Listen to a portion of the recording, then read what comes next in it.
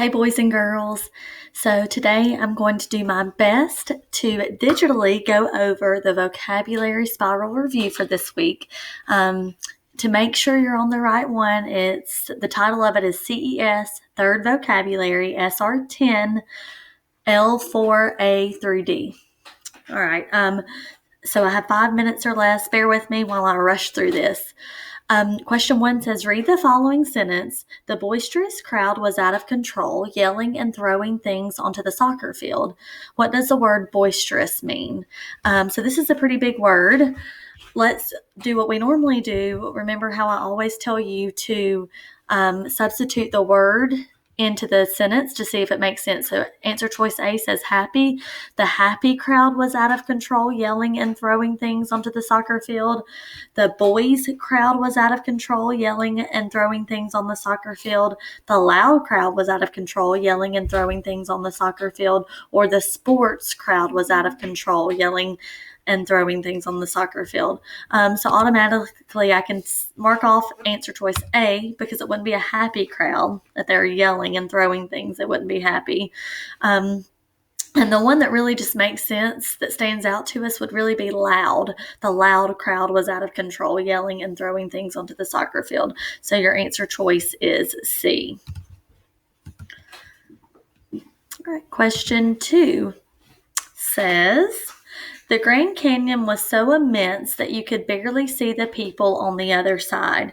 So based on the context of the sentence, what does immense mean? If it's so immense that you could barely see people on the other side, that is probably going to mean that it's really big. Immense means big. So your answer choices either say very small, that wouldn't be it. Beautiful, that would not be your answer choice. Very large or very deep. So like we said, immense means large. So your answer choice would be C. All right, question 3. After a week, the doctor told me to discontinue the medicine. Using your knowledge of prefixes, what does the word discontinue mean? DIS is our prefix, and dis means not. So if you think of other words that have dis in it, disconnect. If you're disconnected, that means you're not connected.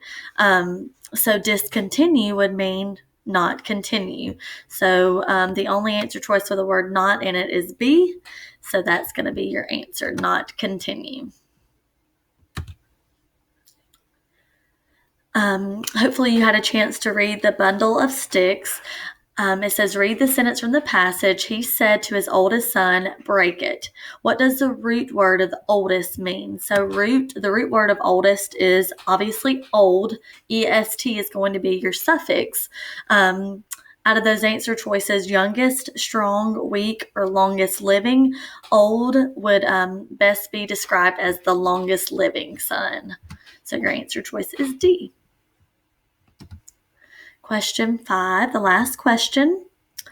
A lot of times we struggle with these dictionary entries. So we have a verb, that's our word, great. And we have to see which definition is used as it's used in the sentence. His complaining and whining began to grate on me.